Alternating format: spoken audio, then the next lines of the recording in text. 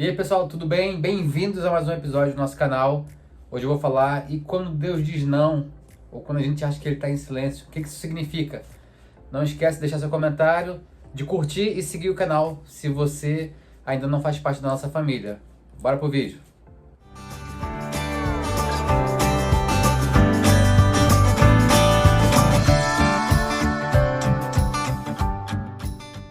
Hoje eu vou esmiuçar com você aqui um estudo do Bill Johnson, que ele fala, sobre a esperança, do livro Experimente o Impossível. Vou deixar aqui o link desse livro na descrição, você pode acessar esse link lá. Quando Deus diz não, um sim melhor está por vir. Uma pessoa que vive com o entendimento permanente da abundante bondade de Deus interpreta as coisas do dia a dia de maneira muito diferente do que os outros. Quando nós temos o entendimento, a mentalidade sobre a bondade de Deus, sobre a natureza bondosa de Deus, nós enxergamos o mundo de uma forma diferente, nós enxergamos a vida de uma forma diferente. Nós entendemos que Deus não está contra nós, mas Ele é por nós. E todas as coisas cooperam para o nosso bem. Então a gente começa a entender que quando tem essa bondade, entendimento dessa bondade, eu começo a interpretar diferente. Por quê? Porque as minhas lentes mudam. Minha lente é outra lente. Eu agora tenho uma lente da natureza real de quem Deus é, da bondade dele. E a oração é um daqueles elementos necessários da vida do crente, que às vezes é tão doloroso quanto é gratificante. Eu posso sinceramente admitir que o estilo de vida de oração que me trouxe algumas das minhas maiores alegrias, que são então contrastadas com algumas que me trouxeram maiores frustrações. E parte dessa frustração, parte dessa jornada frustrante, é aprender o que fazer com o não de Deus. Como é que a gente reage quando Deus diz não? Essa que é a grande questão desse capítulo. Como eu reajo? Eu estou pedindo a Deus uma coisa, estou orando, Senhor. Lembra da nossa oração nos vídeos passados? Nós temos um vídeo falando sobre como nós devemos ou poderíamos melhorar a nossa oração. Eu, particularmente, prefiro e tenho aprendido 90% da minha oração, agradecimento, tempo de adorar o Senhor ali, e 10% ali clamando e fazendo os meus pedidos, Esse 90% ação de graças e exaltando o nome do Senhor, e 10% pedindo alguma coisa. E ele fala aqui, e às vezes o que é pior ainda é o silêncio de Deus. Aí a gente para pensar, mas como assim Deus fica em silêncio? Ele diz que Ele é a palavra, como é que Ele pode estar em silêncio? Será que Deus está em silêncio? Ele tá com raiva de mim? Será que eu não sou amado? Será que eu não sou a pessoa certa? Por que Deus está em silêncio? Nós vamos chegar lá. Para mim, isso é mais doloroso do que o não. O silêncio, que ele quer dizer aqui. O silêncio para ele é muito mais doloroso do que o não. E eu tenho aprendido a ter consolo com os salmos, já que o salmista muitas vezes menciona a sua frustração com o silêncio de Deus. Tanto o não como o silêncio nos foram dados para administrar. Nós precisamos aprender a administrar o silêncio de Deus e o não de Deus. E entender por que isso está, ou tentar entender por que isso está acontecendo e como isso faz parte de um bem maior para mim, como isso faz parte do meu crescimento. É uma parte extremamente importante do processo chamado de maturidade. Seria incorreto dizer ou deixar implícito que Deus está me ignorando ou despreocupado. Isso não é uma possibilidade. Deus não está te ignorando e Deus não está despreocupado com você. Ele não te abandonou. Mesmo que eu me sinta dessa forma, eu tenho que voltar à verdade e abraçar o fato de que Ele é um Pai perfeito e amoroso que ultrapassa os meus maiores sonhos em ser o meu Pai. Deus é bom. Toda vez que eu me pego numa sinuca de bico, toda vez que eu me pego em alguma situação problemática ali, e as coisas não estão saindo do jeito que eu tenho pedido a Ele, do jeito que eu tenho orado, as coisas estão saindo completamente o oposto, eu preciso lembrar da sua natureza. Eu preciso lembrar da sua bondade, do seu caráter, do seu coração. Eu preciso lembrar de quem Deus é. Ele é um Pai perfeito. Ele é um Pai perfeito.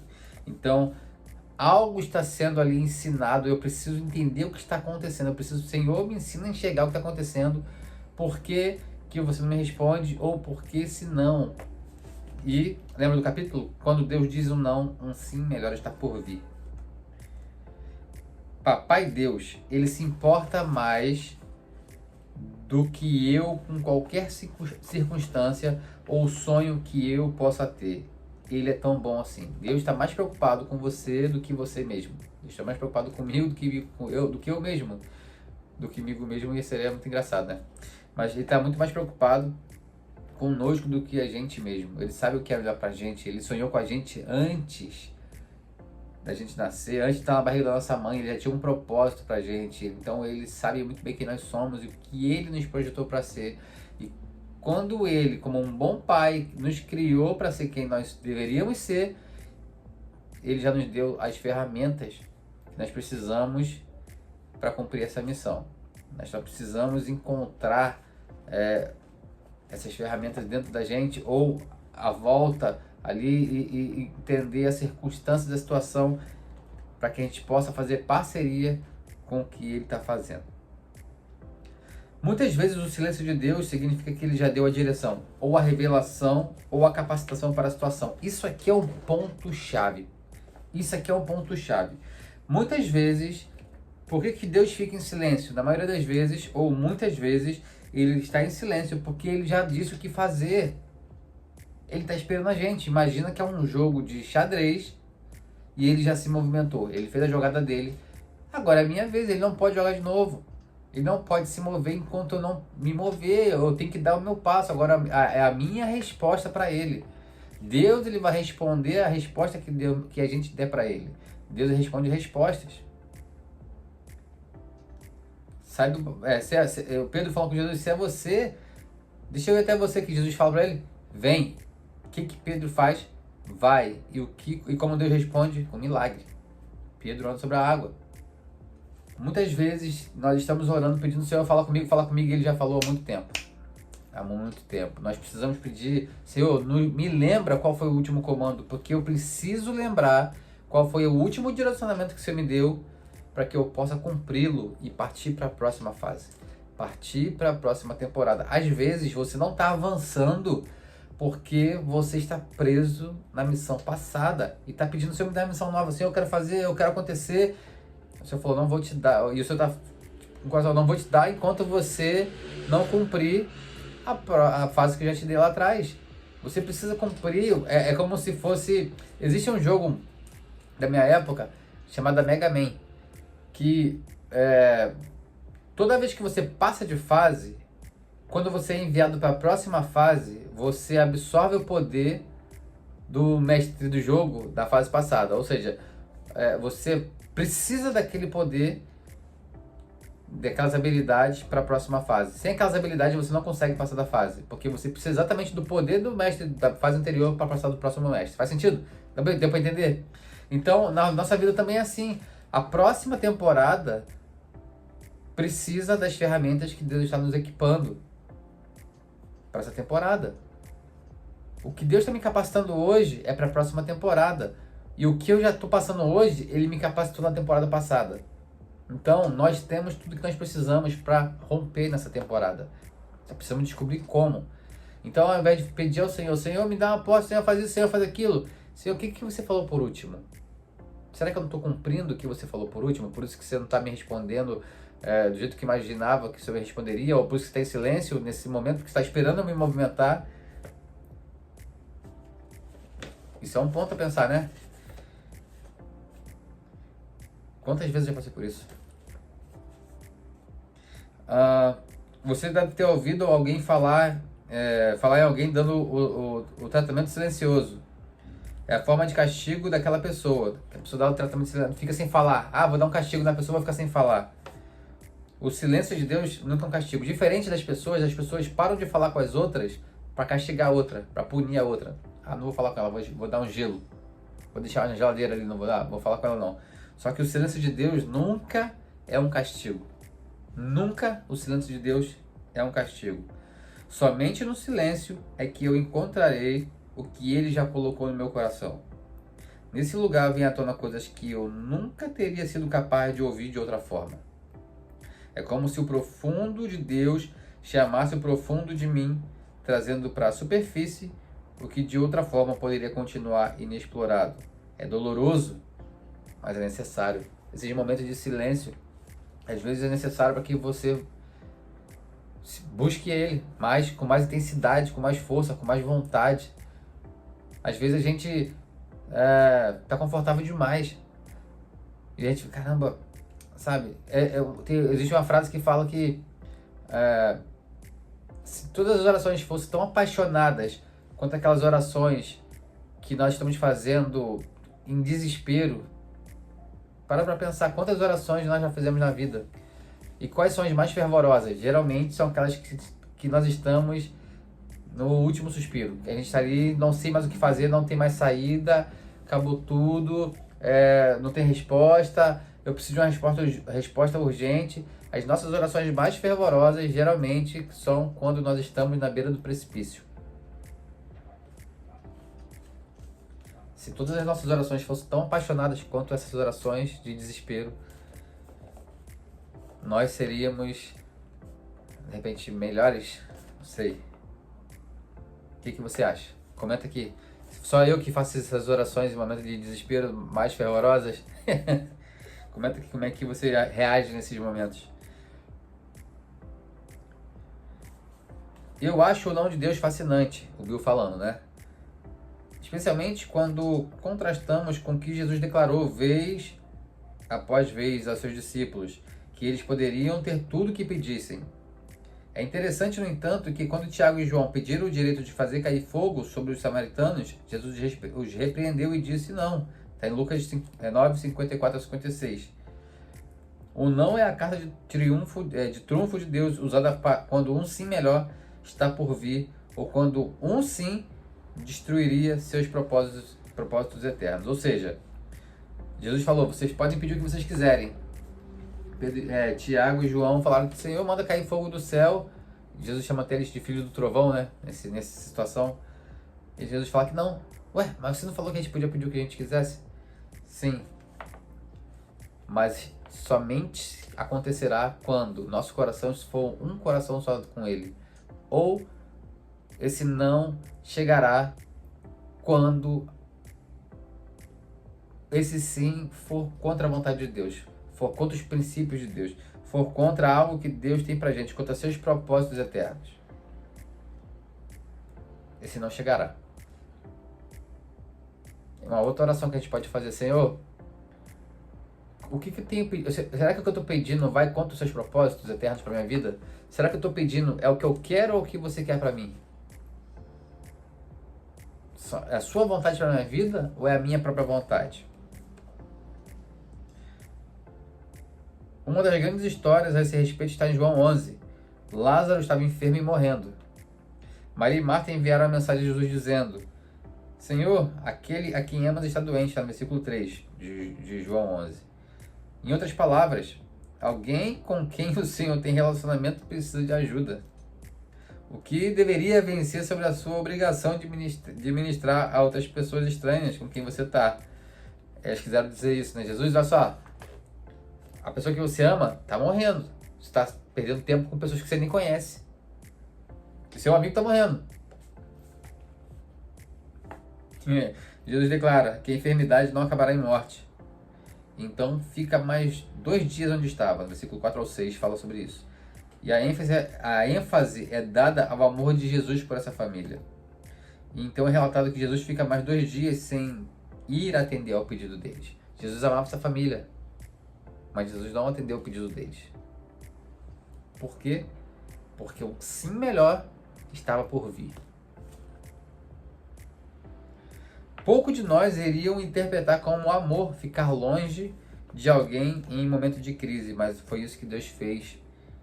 O Deus de amor fez isso. Ficou longe dessa família que ele amava no pior momento deles. Hoje isso é uma impossibilidade. Nós vivemos na nova aliança e o Espírito habita em nós.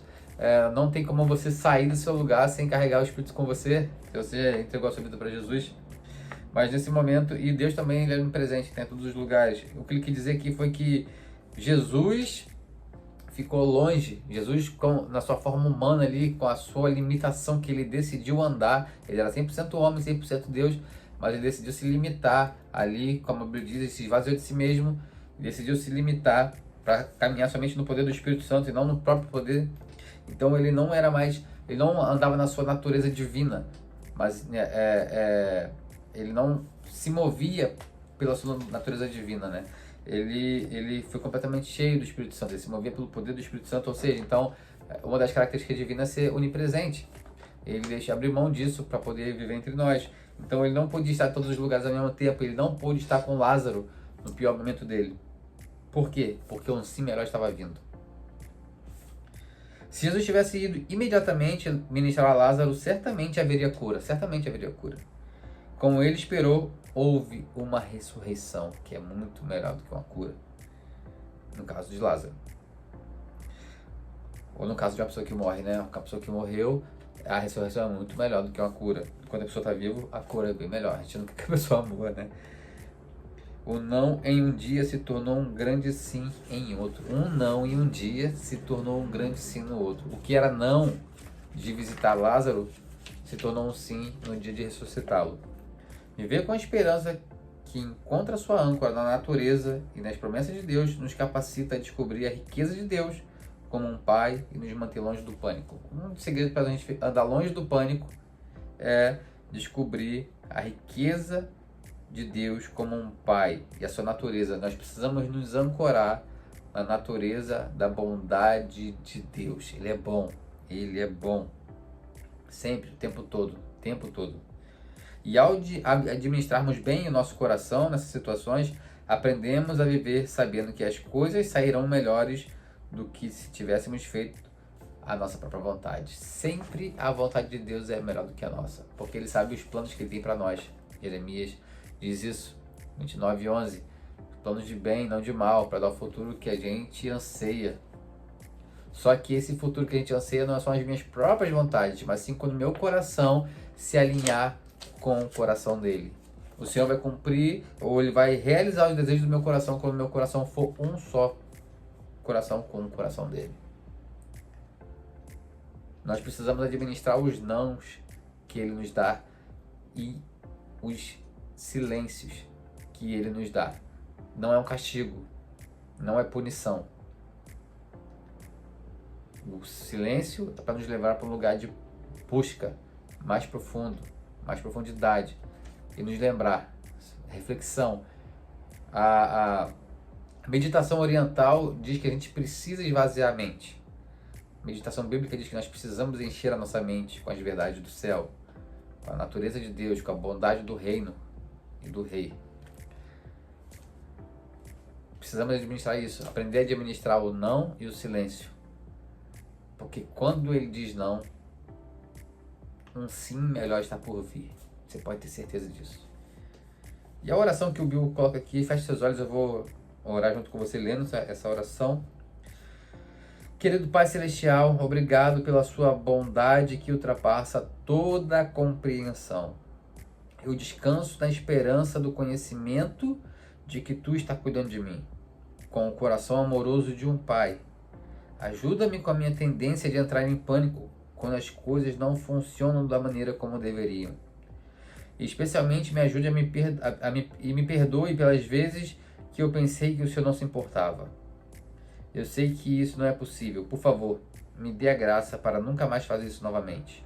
Eu oro essas coisas para a Tua honra e para a Tua glória. Amém. Esse livro também ele faz ele chama de confissão aqui, mas você pode chamar de declaração. Eu vou falar, você pode repetir logo após mim também. Deus é sempre bom. Ele é um Pai perfeito e amoroso, sempre pensando no meu melhor. Ao invés de acusá-lo, de não se importar, eu aquietarei o meu coração para encontrar os propósitos dele nas minhas circunstâncias mais confusas. Eu declaro que amo a vontade de Deus e me rendo aos seus propósitos. Tudo para a sua glória. Amém. Se esse episódio fez sentido para você, se o seu coração nesse momento está queimando por mais da presença dele, quero te convidar a chamar mais, pedir mais dele e também a compartilhar esse episódio, curtir, comentar e seguir esse canal. Se você não segue esse canal, é muito importante que você interaja para que mais pessoas recebam o que você acabou de receber, tá bom? Quando Deus diz não, um sim melhor está por vir. Deus te abençoe e até o nosso próximo episódio.